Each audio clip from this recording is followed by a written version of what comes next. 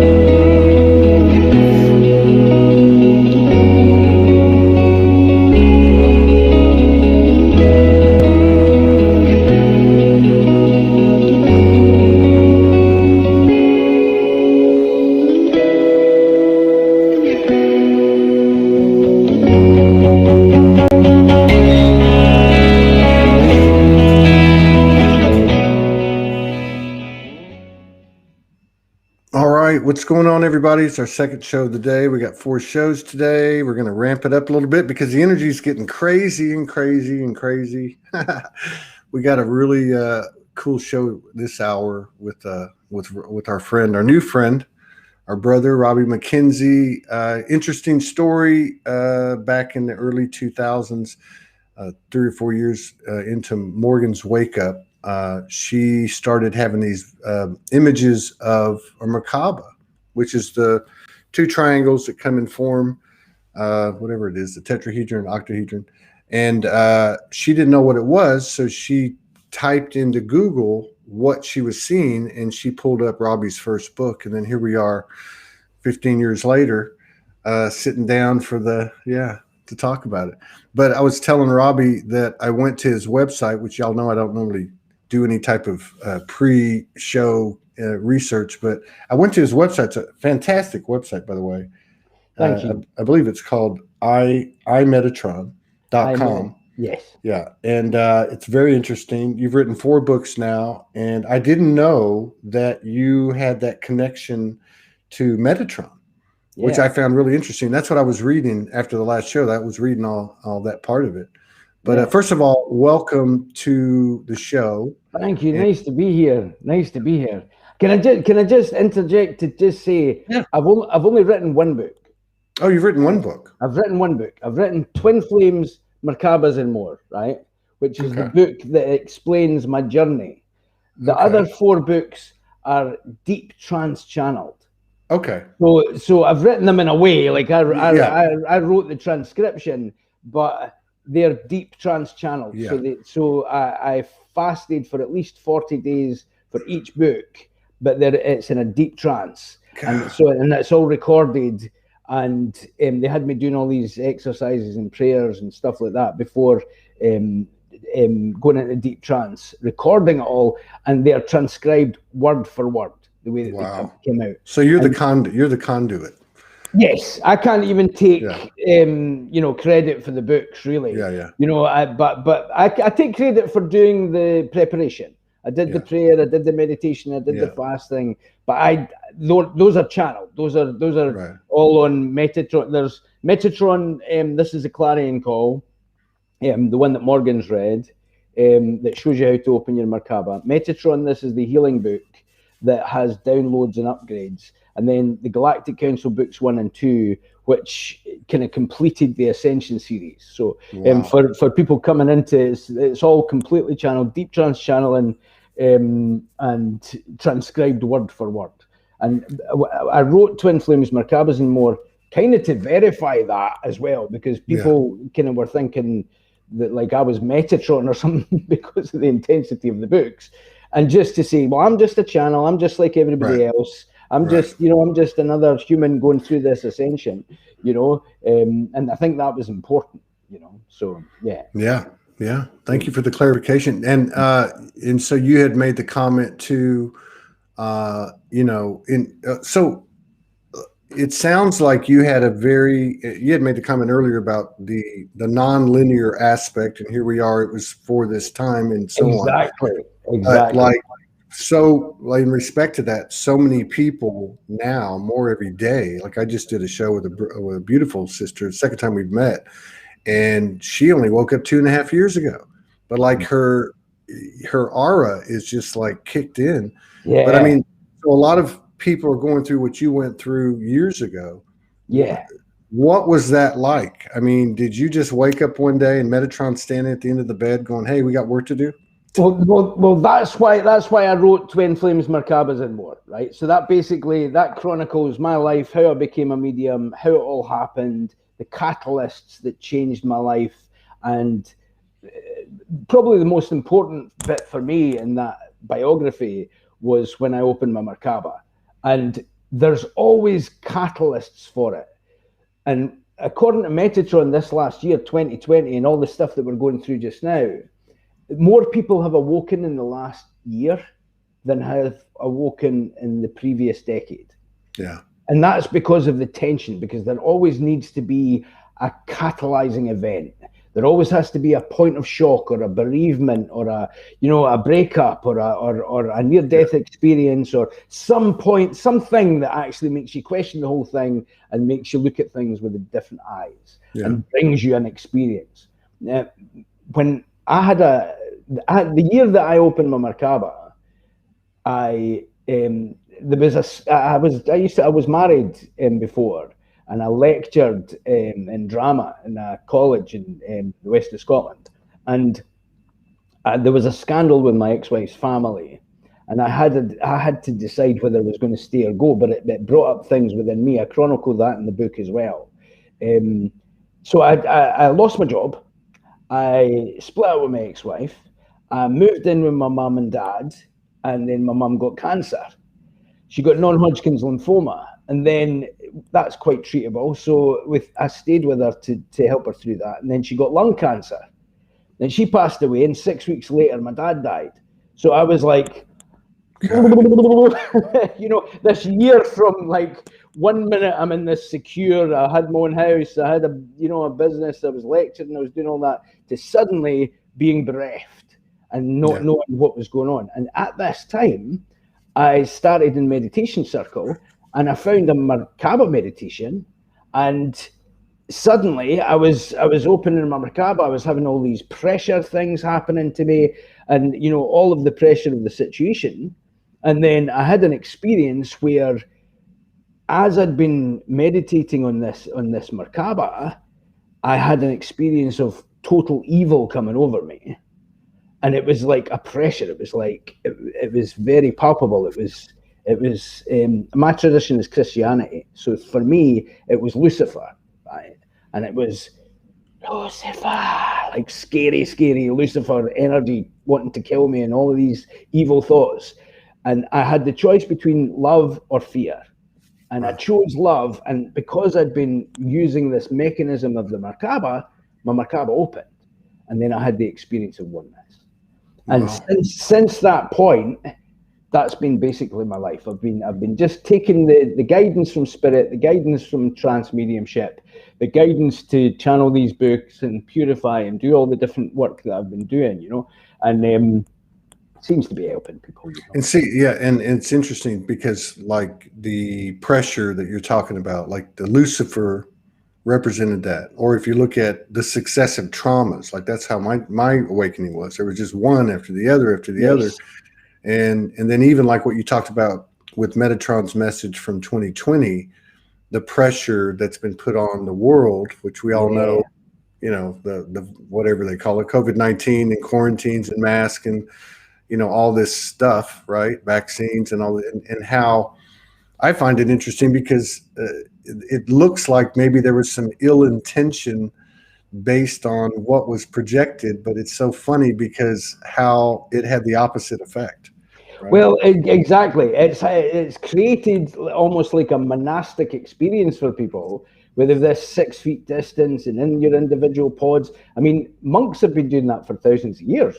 They've been quarantining themselves and in their own thought processes and working things out and, you know, communing with their divine self, intentionally or unintentionally. The people that have been have taken themselves out of society have had, you know, enlightening experiences. Yeah. And as a collective, that, like you say, maybe there's nefarious intent, but we have to also, there's different levels of looking at it depending upon where you are on your journey, but it's our consciousness.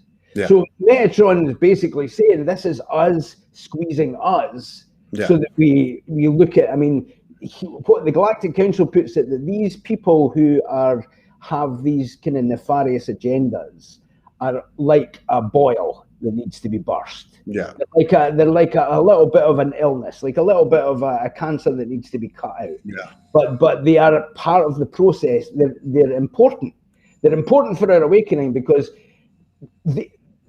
this situation we would have been ignorant to the nefarious intent or to the agendas or to you know what's going on. Even 20 years ago, even 20, 30 years ago, we would have taken the mainstream narrative as gospel. Look at 9/11. Exactly. 2001. This has been this year. I was writing a thing about this. It's like this year has been a slow motion 9/11. Yeah. But the difference is social media, the internet, communication, instant communication, and even though they've been trying to stop people in groups, it's like it's pushed people even further towards saying, well, why are we getting told to not talk about it?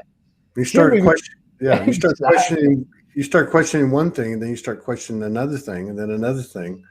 Oh, this is full blast, man. This is like, God. Then you got these young kids coming in, you know, even like infants that are coming in carrying these immense frequencies, and so like, wow, like what's it going to be like in a year?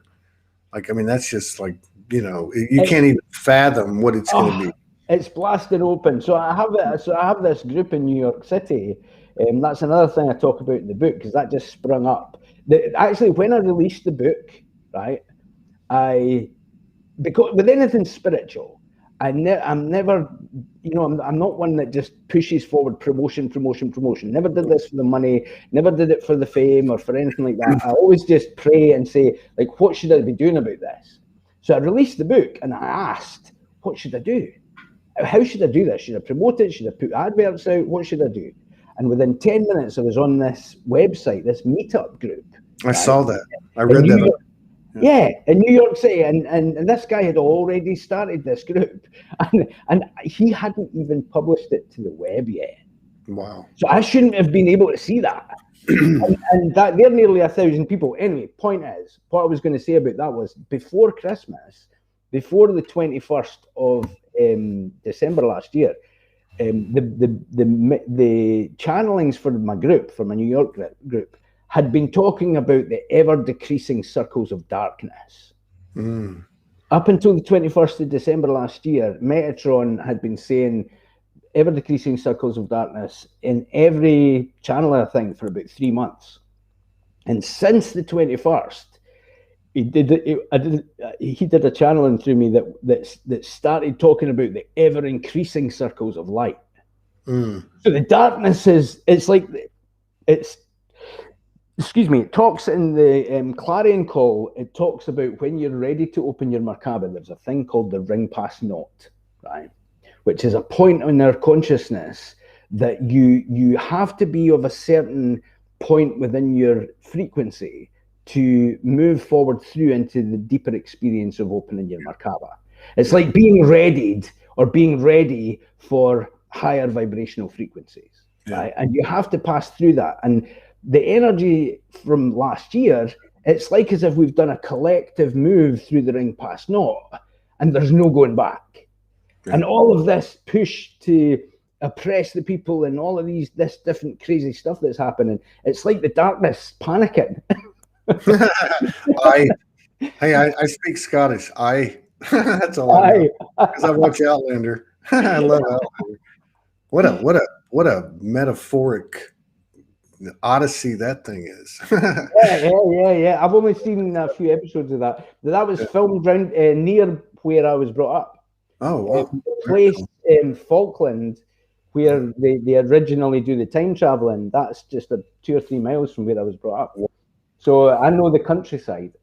Wow, it's a beautiful place. So tell me about Metatron. And the reason I'm asking is it's a little bit personal, but so I've had, as we all have, different forms of the infinite intelligence communicate, be it Archangel Michael or Jesus or Magdalene or whatever it might be.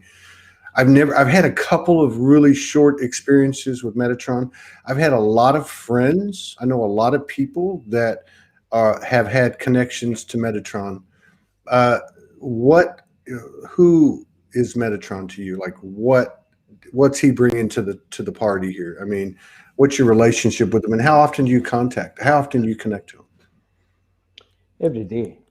I mean, I see there's two we kind of anthropomorphize the deities, and the way that we connect, we personalize it to ourselves. Right, everybody's got a different take on Metatron, the same as everybody's got a different take on Jesus or whatever. But Metatron to me is more about the mechanism of Metatron's cube. So we're all Metatron. So the Metatron's cube, you see the 3-dimensional Star of David, and the flower of life. So the idea is the flower of life, the circles of the flower of life. It starts with one circle. It's actually a 3-dimensional. It's a bubble, actually. Right. It's actually a bubble. We used to see it drawn as a circle, but it's a bubble, right? And the bubble is the oneness, right? And the oneness is the center of Metatron's cube, right? So the flower of life is all the bubbles of creation, and Metatron's cube is, or the Merkaba, is the way to access that, right? So Metatron to me is the primordial point that we access the oneness. Yeah. From ourselves. From ourselves, exactly. So will be different for you as it will be for me, because you've chosen Todd as your expression. I've chosen Robbie as my expression. So everybody will have their own experience of it, but it's essentially the same mechanism for everybody. Right. Yeah. And that mechanism, because that the flower of life and the Merkaba is in every tradition, ancient traditions, in Hindu, it's in Judaism, it's ancient Mesopotamia, it's all over the world. That those symbols, those shapes, that ancient sacred geometry is everywhere, and so that's why it's there, because that's an access point, and the different stories and the different traditions and connections and cultures. They all seem to have that as a primordial source of accessing your own divinity. Yeah. So I don't kind of see Metatron as like a personality, because each different person that channels Metatron, it's got their own flavor. So you channel Metatron, it would have a Todd flavored Metatron. Do you know what I mean? Yeah. Robbie's flavored Metatron has what I've channeled. So it's all going to come through your own filter system, but essentially it's the same primordial mechanism. Yeah, I get that. Like if I look at the people that I know that connect to Metatron, there always seems to be certainly there's a sacred geometric aspect to it. It seems to be less doctrine, some faces of the universe have a certain doctrine, that might be divine feminine or divine masculine, but Metatron seems to be more of a non-verbal, kind of an energetic building block type of thing, beyond galactic. Exactly. Primordial. I think is a good word for it. Yeah. It's like Metatron is the original canvas, And everybody puts their own kind of painting on it, or how they express themselves, or how they feel empowered, or how they feel, how they personalize the divine experience. But Metatron is the canvas. I get that. Yeah. And so, like, and again, and I love what you said too, because everybody communicates with the universe in their own unique way, or vice versa, right? And so there's a lot of talk about, and rightfully so. I mean, because we're obviously a universally seated planet, but there's a lot of talk about galactic, be it Arcturians or Andromedans or Pleiadians.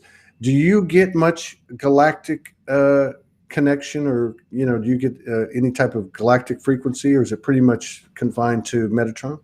No. Well, when I started my journey, it was the Merkaba, and then it was the healing books, right? So that was the Metatron part of this. But in these books, it talks about the Galactic Council. So it talks about all of the galactic kind of civilizations that are already connecting to us, but they will not lower their frequency. Right. They will not, and it's not about in a I'm better than you sense. It's I know that you can be better yourself, and we're not giving you a ladder to climb up, because you can make your own ladder kind of thing. So you have to raise your vibration. So the Galactic Council books 1 and 2 are just about that, right? So in 1, there's more initiations into the galactic system and all of the different. For the first time, I talk about this in Twin Flames Macabres and more as well. For the first time, usually when I do a channeling, it's usually undisturbed. They usually don't stutter. There's usually, it's usually quite smooth. Right. And when I did the Galactic Council Book 1, I'd fasted for 20 days before the first channeling, and within a few channelings, I had a channeling like I'd never had before. So basically, they introduced, they did some. It was a being called Bashanti Mayawar, right, which translates to body of peace winning the war of consciousness, or something like that, right? Anyway, this being said, we're going to detach your energy, and we're going to let Robbie see what he's seeing. Right. So instead of then channeling through me, suddenly I was on my own, and suddenly, and I knew that I was. I'll read you a part of the book, right? Okay. That was because it was the strangest channeling that I'd ever done, right? Basically, and it was these galactic beings. So there are many. This was Bashanti Mayawar, first of all, right? So this was me. There are many different beings that wish to contribute to this book. We had to be very discerning so you're not overwhelmed. The channel chosen that is downloading this right now is seeing for the first time the collection of beings on the Galactic Council in Orion. As this is all being recorded, we shall detach your vibration for a few minutes in order to let Robbie explain what he is seeing. This has never happened before in 20 years of channeling, right? So this was me. Thank you, Bashanti, laughs nervously. It's actually quite beautiful. There is what looks like a ballroom, massive big place. It looks like something out of Star Wars. And there's lots of different beings with different shaped heads that are, it looks very happy to see me, laughs, coughs. It's quite overwhelming, but I can feel the energy of benevolence with these people, beings. I don't know quite what the etiquette is here. I was laughing, so full of energy. This has never happened to me in a channeling before. It's nice to meet you. There's a chap that looks like a big fish, but that has legs. And well, they all have legs, but there's a chap hovering that doesn't have legs, that's wearing a top hat. And there's a purple being, very tall, looks like the singing wifey from The Fifth Element. The place is really big. It's massive. It's like the size of a football stadium, and there's a big glass dome at the top, and I can see through. There's there's a planet that looks really big and looks really green and looks like Earth, but like Earth, but not the same. Similar colors to Earth, but not like it's the shapes of the land masses are different. There's just an overwhelming feeling of benevolence. I feel drunk. I don't even drink. I feel like I'm standing in this place. I know I'm in my office, but I feel like I'm standing in this place, and they're all surrounding me, like being very inquisitive, and they're looking very humble. But there's a chap with a big trunk, like an elephant trunk, laughs, and there's a chap that looks like a tiger. Like all these different people, they are like people, not like, I don't want to be disrespectful, but they look like animals. They don't look wild. They look like they're evolved.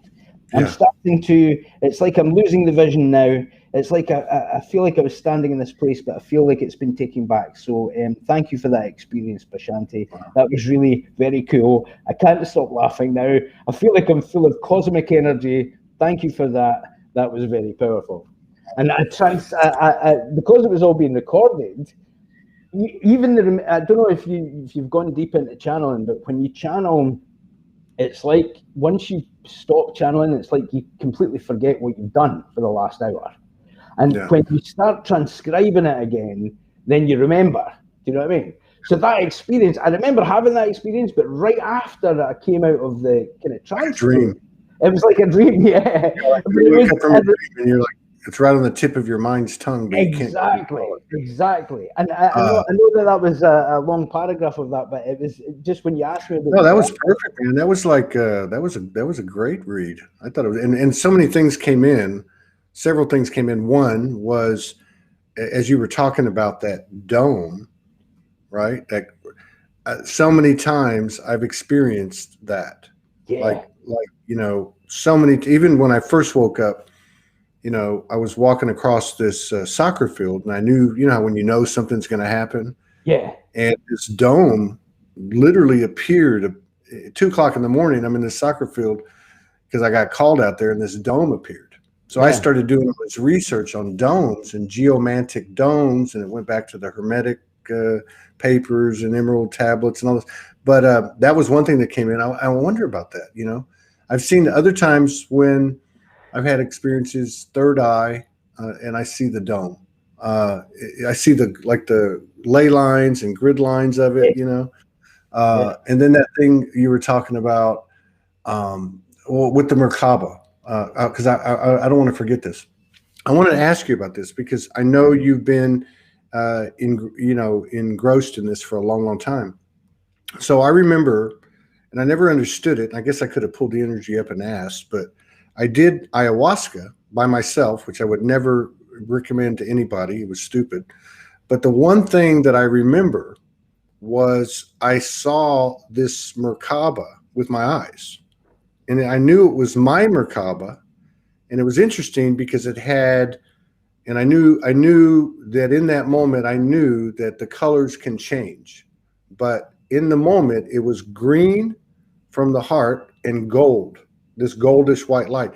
But in the Merkaba, as it was spinning away, it wasn't just one, there wasn't just one Todd in there. No. There was like 12 different aspects in the Merkaba, and that's the one thing I remember. Do you have any, does that resonate? Does that make any sense? Right, okay. Well, I'm not just here to read out stuff from the book, right? But I did an addendum to the book at the end, right? That just what you were saying about that, because I had to add a little bit to the book. So this ties in with what you're saying about the 12, right? I did a channeling recently for my New York group that mentions soul groups and the reference to the 144,000. This has been mentioned a few times in my books, firstly regarding DNA, and then about those who are on the same mission as you, if you feel your purpose is to raise consciousness. The concept is that 144,000 lightworker souls are incarnated at this time. 1,000 groups of 144 that are divided into 12 groups of 12. Within the 12, there are 6 sets of twin flames. Each person in the group that's not your twin flame is your twin ray, according to the channeling.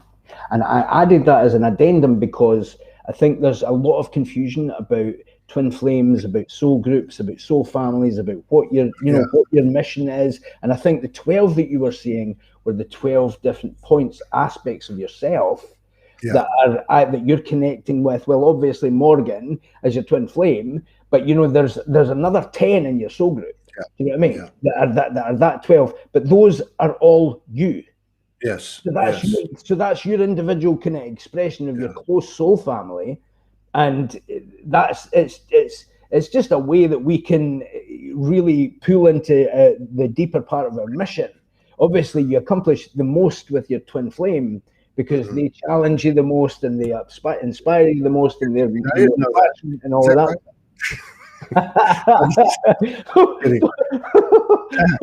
Hey, she's the one that put me. She put me in my Merkaba like probably 2 weeks after I met her. She's like, "You need to." Wonderful. But I find this interesting too because I don't really consider myself a channeler. I can channel if I want to, but I just do things differently. Now Morgan, she's a channel. I mean, you won't ever see her do it in public, but every night we put our hands together, we connect, and then normally she begins to channel, and then things just start happening. But I remember last year, it would be say a year to a year and a half ago, there was about a 6-month period where we were being taken into our monads. And when I'm listening to you talk about what you just read, it's the same thing. It's just up there. You know what I mean? In other words, they showed the monad as being 12. And then each aspect of the monad had 12.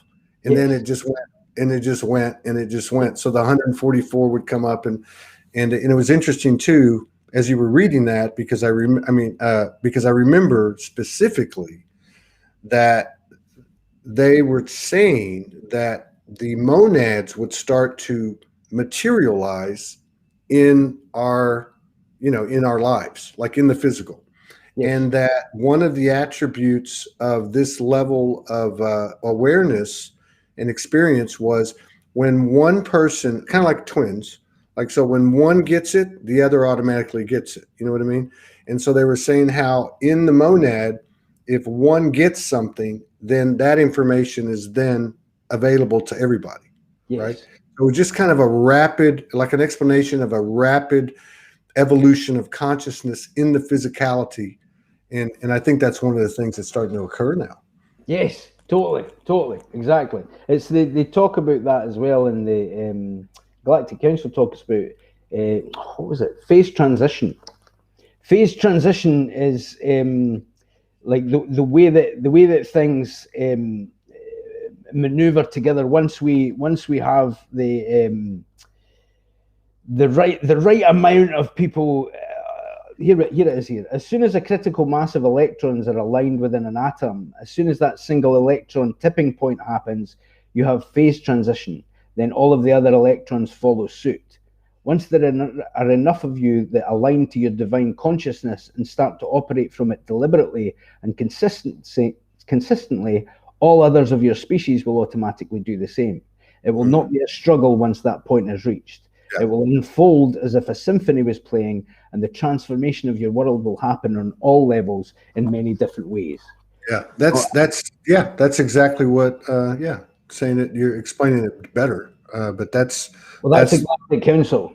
And that's the way that I'm seeing it happen. Like even in those channelings going back, like I say, a year and a half, we actually I remember one night we actually merged like 4 people that are walking the earth that we know that we were collaborating with, came in and merged with us. 4 of the 12, right? Then there was other episodes and everything, but again, and I think that's one of the things that I see people, so we were on this journey. We've got the human aspect, and let's just say it's the topic of finding your beloved, right? You can't force it. It just has to happen, right?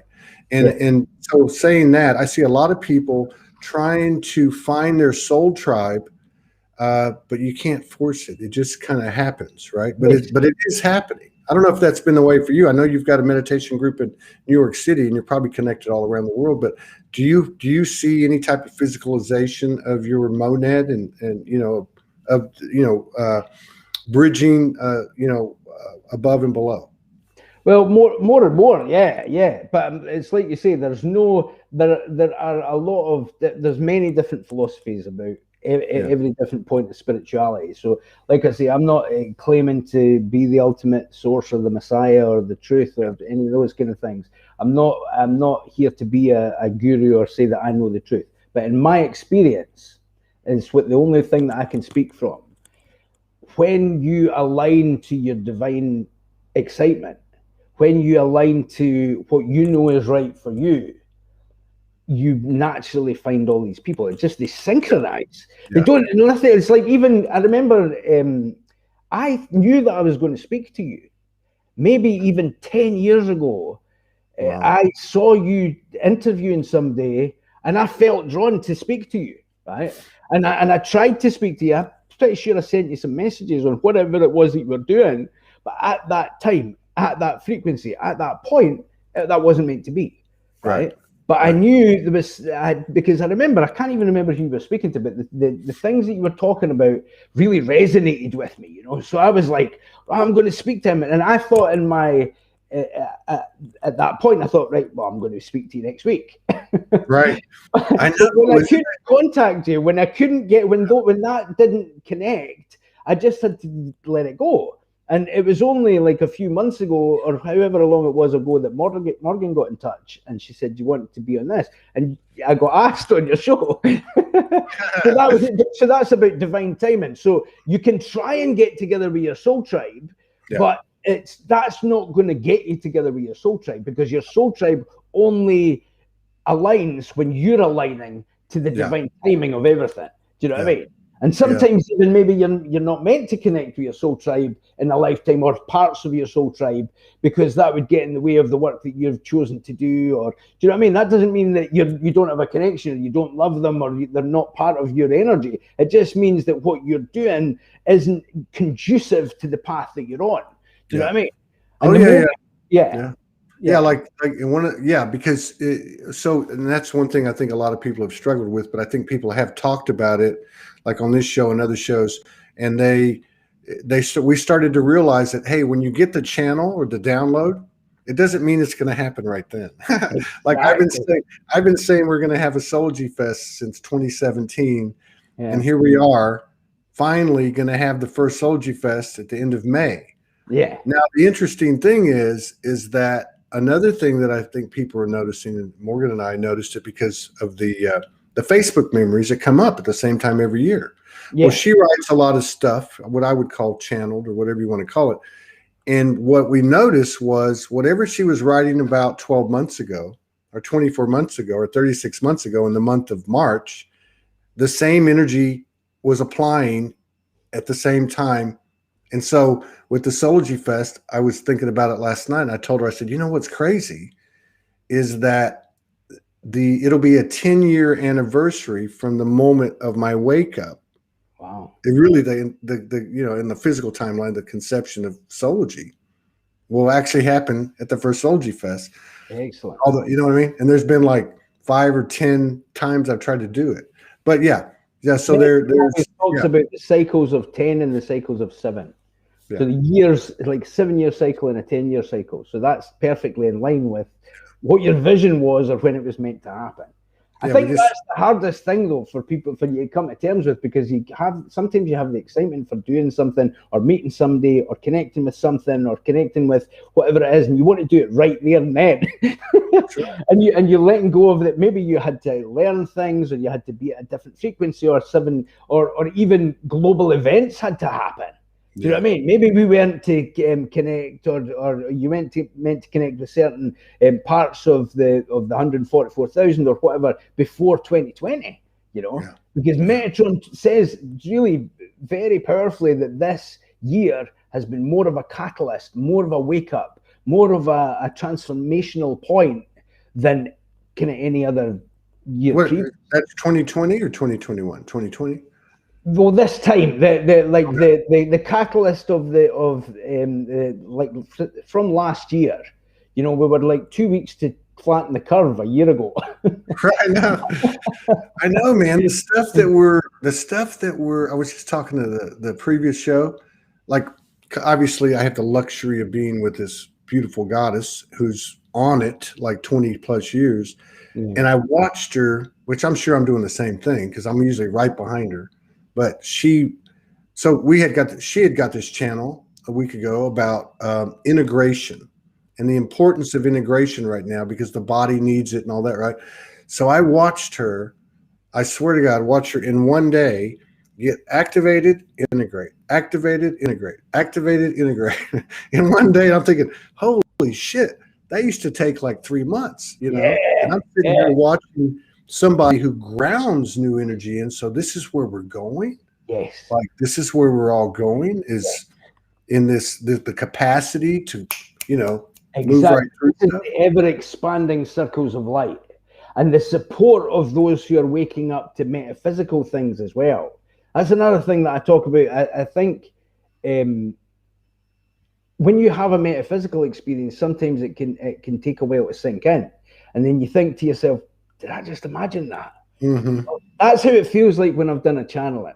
It's like, especially if it's a deep, powerful, potent, poignant channeling, I come out of it and actually until I've transcribed it, it feels like a dream. It feels like it didn't happen.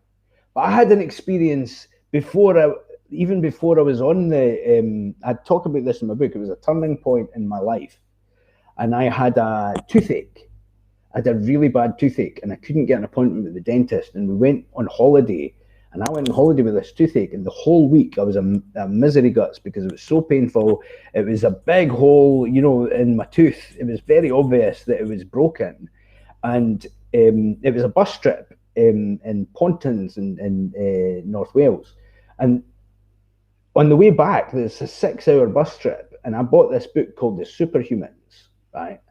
And in this book, it had this psychic dentist who, in the 30s, in the Depression in America, used to go around the people that couldn't afford dentistry, and he used to slap them in their cheeks, and he used to say, "In the name of the Lord Jesus Christ, be thou whole," and slap their cheeks, right? So I'm on this bus reading this book with this really bad toothache. Ready to try anything. Yeah, and I'm like, well, anything, exactly. So I went, "In the name of the Lord Jesus Christ, be thou whole," and I slapped my cheeks, right? Yeah. And I forgot about it. I just kept reading. And we got up to Paisley, got back home, and I said to my ex-wife, "I don't really feel any pain anymore."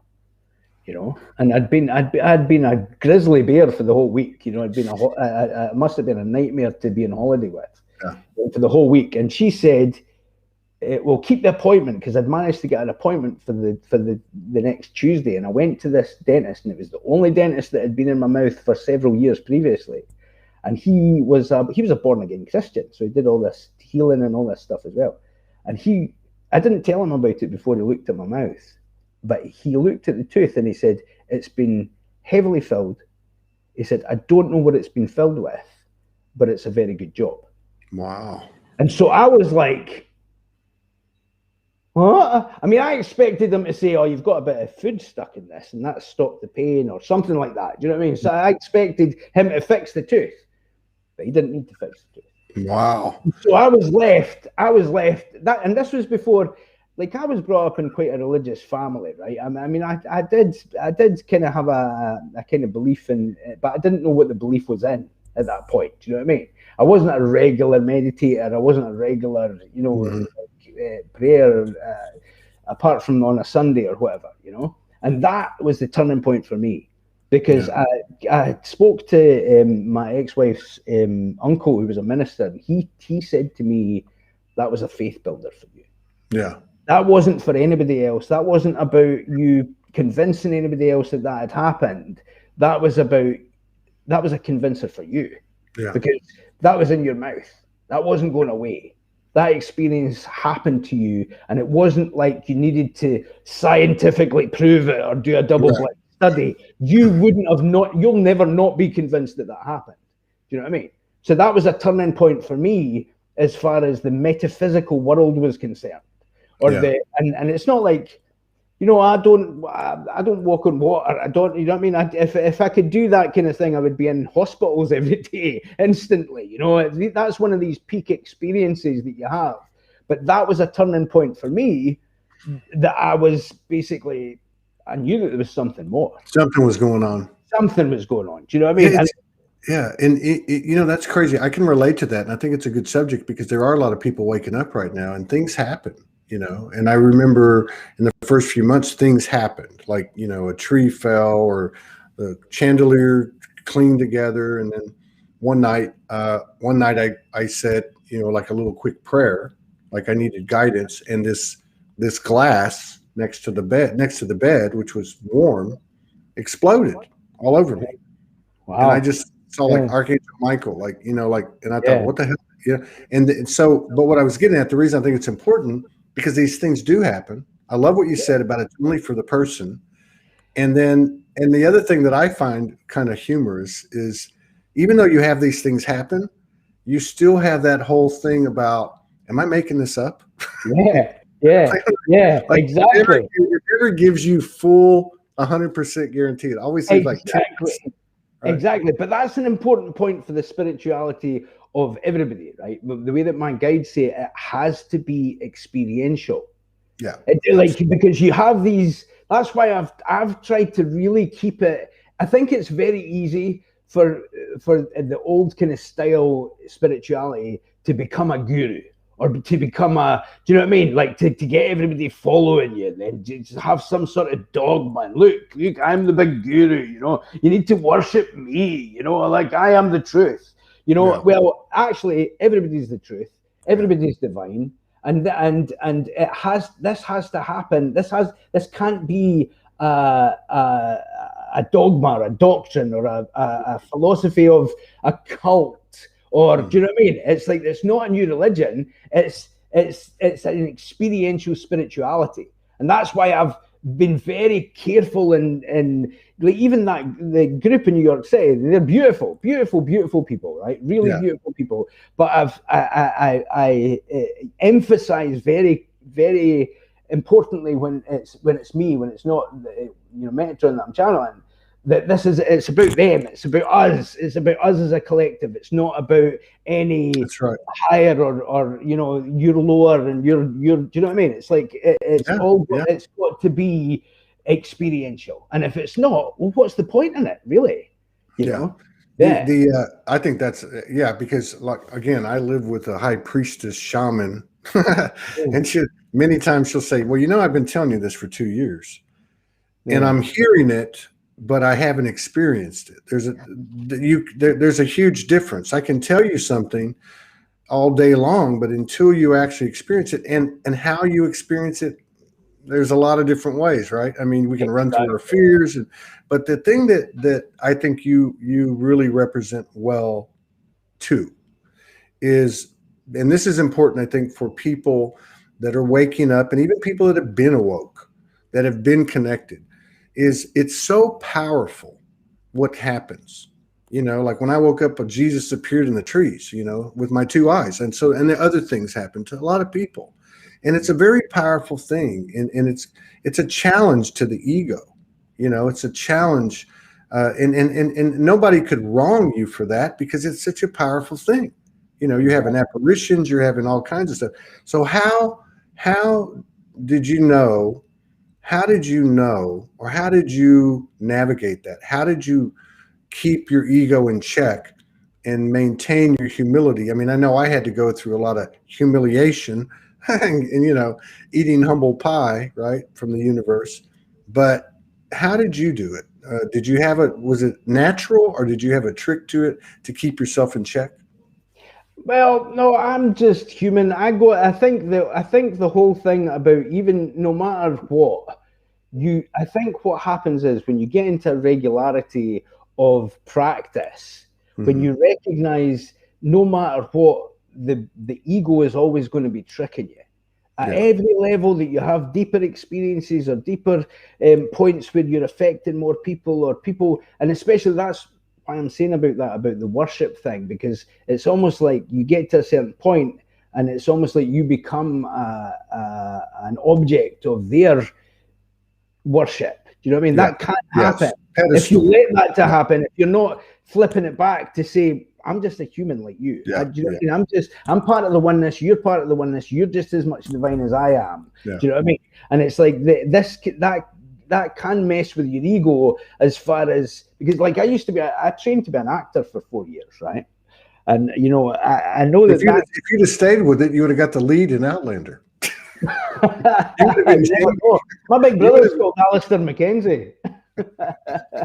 That's true. Yes, I've got a big brother called Alistair Mackenzie. Yeah. My point is, we're all here to experience the ego and to experience overcoming the ego and the different. It's always cyclical. It's always cyclical. There's nobody that's infallible. The only infallibility is within you. The only infallibility is the 0 point. And we all share that infallibility. We all share the ineffable point of the divine center. Yeah. That's the same for everybody. And all of the ego lessons, there's no trick, there's no one size fits all for everybody in my experience. I have my own personal things as Robbie. You have your own personal things as Todd. Do you know what I mean? It's not. It's a journey that when you recognize that everything that's happening is only really between you and the divine within. That's right. There's a kind of natural humility that comes with it, because when you are overplaying your ego or when you are inflating yourself, you will be humbled. You will have a humbling experience. Something will happen. And that's another thing that I talk about in the book as well. If you align, the divine just needs your sincerity. If it's sincere, it doesn't matter what anybody else thinks. It doesn't matter what platform you're on. It doesn't matter even what you're trying to push forward. If that is a point of ego, you'll be given an ego lesson. It'll be very, very personal to you. It'll tweak the little things, the little triggers that you need tweaked, or the little whatever it is. It'll be personal to you. And that's I remember too. I think that's a good advice what you just said too, because really that's all you have. Like I remember when I first started, and I was 2 years on the street by my own choice, being homeless, and because I was connecting. But I remember being out there going, what the hell's going on here? Like these things are happening. Nobody can see them but me. And, and then I heard, the universe knows your truth and you know your truth. And that's all that matters. Now get back to work. And for some reason, that was enough.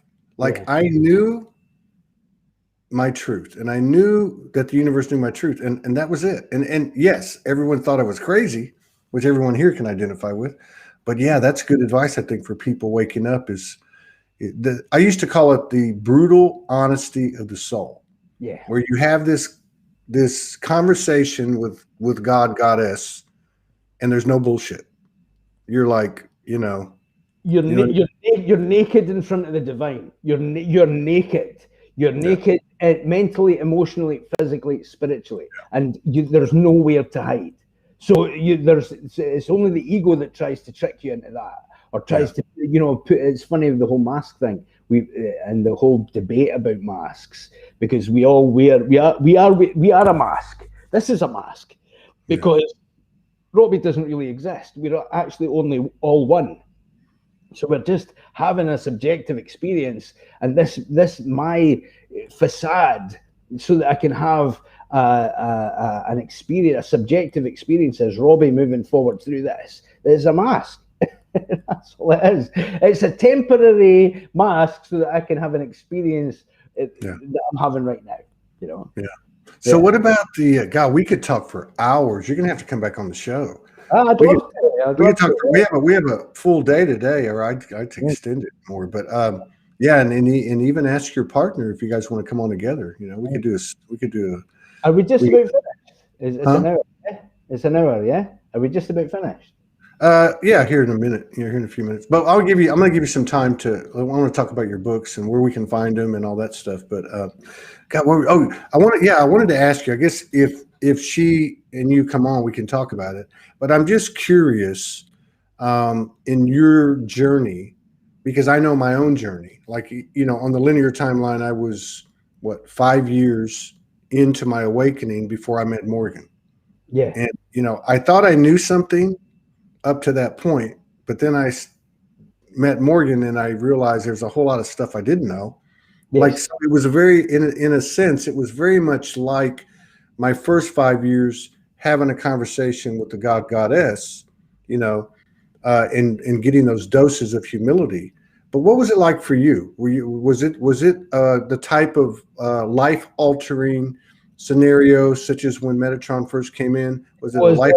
Yes, but in a different way. Insofar as I was told, that's why I wrote this book, right? Twin Flames, Merkabas, and more, right?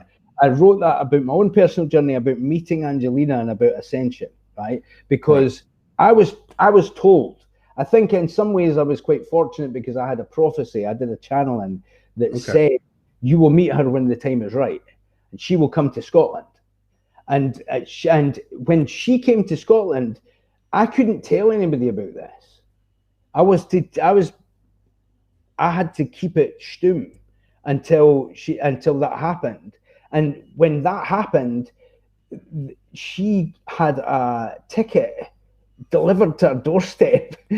She was in Spain. She actually wasn't talking to me because it's like she didn't think that I was interested because I wasn't going to Spain. But I was waiting on my twin flame being delivered to me because I'd been told by Metatron, right?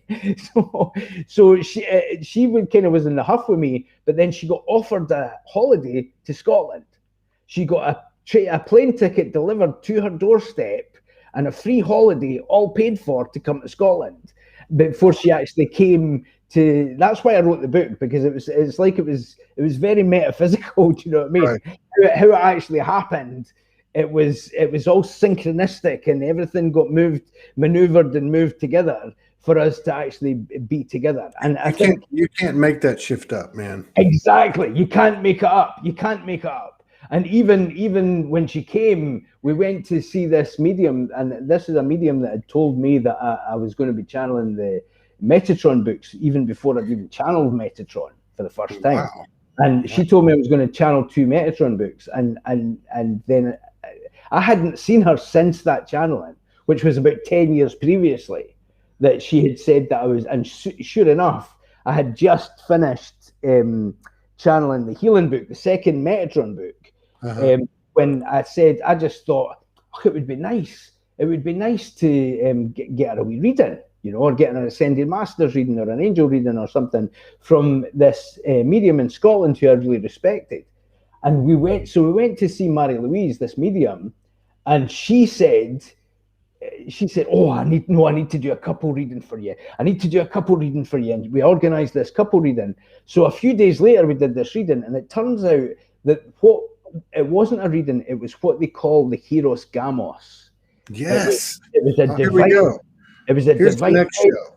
Yeah, it was a divine wedding that I'd never even heard of the Hieros Gamos. I didn't know what that meant, right?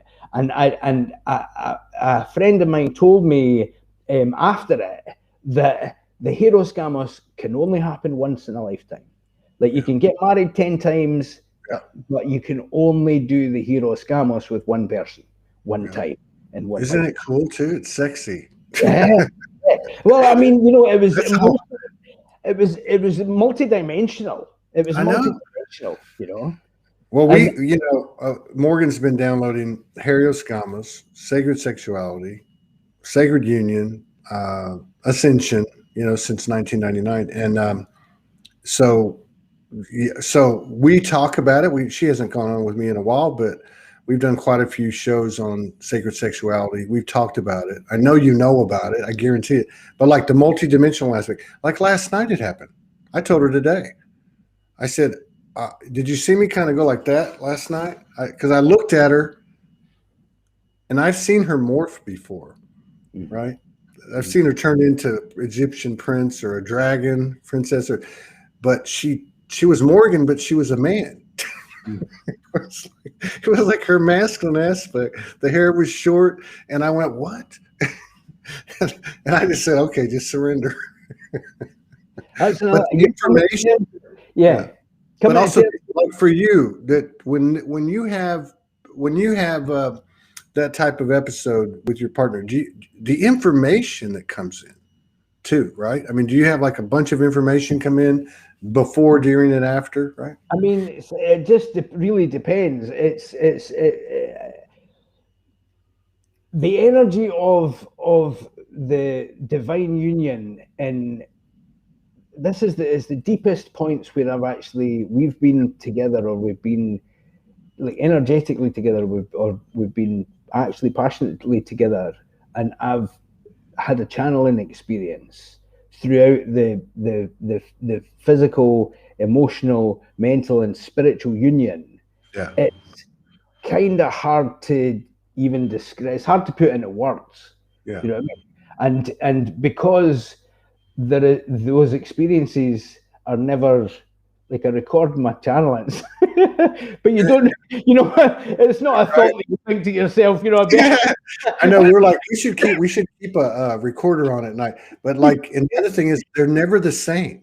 You never do the same thing twice. Exactly. And this is what when you're talking about your Merkaba, it's about the colors. When you saw the Merkaba, because it is a fractal experience. It's like a kaleidoscope. Yeah. Because because it contains everything. Yeah. It contains everything, everybody, everything, all beings, all experiences. And because you and your twin flame within that experience are one, that's why it's so intense. That's why it's so important for ascension as well. Because it's not just about passion or attraction, or, do you know what I mean? It's not just the superficial. It's multidimensional. It's magical, you know, and the experience of that, it goes beyond romance. It goes beyond. I think indescribable describes it. It's like epic. It's like a saga. It's like last night. I remember we had words, and that's another thing. I can't remember anything, right? But I remember, and you don't know if it's telepathic or what was being said, but I remember being in this space, and I would have to say it was like specific multi-dimensional aspects, let's say galactic, where we have connected knowing we were going to come here. Yeah. And we were kind of like in this moment of like, we planned this, right? Yeah. So, and you did, and it's vital. You being together is vital. That's why I had to write that book, because twin flames coming together, it's hard to understand what that is for people who are not consciously, deliberately trying to ascend, or trying to open their consciousness, or trying to, do you know what I mean? It's like, it's really important, because the love that you spark together, it's like it's like the effects of your Merkaba, but that is magnified. Do you know what I mean? So that love helps unlock everybody else. That love is an anchor.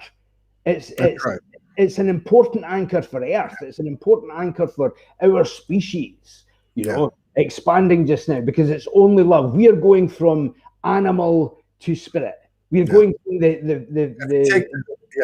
if you take the romance out of it, because that's what everybody thinks, right? It's just this romantic thing, but if you take that out of it, really what it is, why it's so important, is because you're anchoring this frequency that's either been diminished or gone. So you're anchoring this frequency to then make it available to others. It's fascinating. It's a fascinating. We could talk for hours. Yeah. Metatron.com. Metatron.com. Yes, have a wee look. Buy a T-shirt. Buy the Clarion Call. Start your journey. There's 4 Ascension books, and I have to say, it says in the Galactic Council books, right? It's important for right this time, right? It says in the Galactic Council books, the closer you are to the summit, the more surreal will seem the circumstance. Yeah. So right now, if anything, this time is surreal. So it's like, there's so many, we're so close as a collective to moving forward through the next part. It's this surreality, or the pressure, or the ridiculousness of the last year and all the things that have happened. That's a good sign for our spirituality, for our growth, for our ascension. Yeah. No, I agree with that. I think what I've been getting has been the distortion. You could say distortion or surreal is going to get bigger and bigger and louder. But at the same time, our expansion and our skills and abilities and higher sensitivities are going to expand. Yes. Which I'm seeing it every day, man. Every single day is like a new world, basically. Yeah, exactly what it is. Yeah, exactly what it is. Yeah. My friend Angela, she says you're her favorite Metatron yet, bro.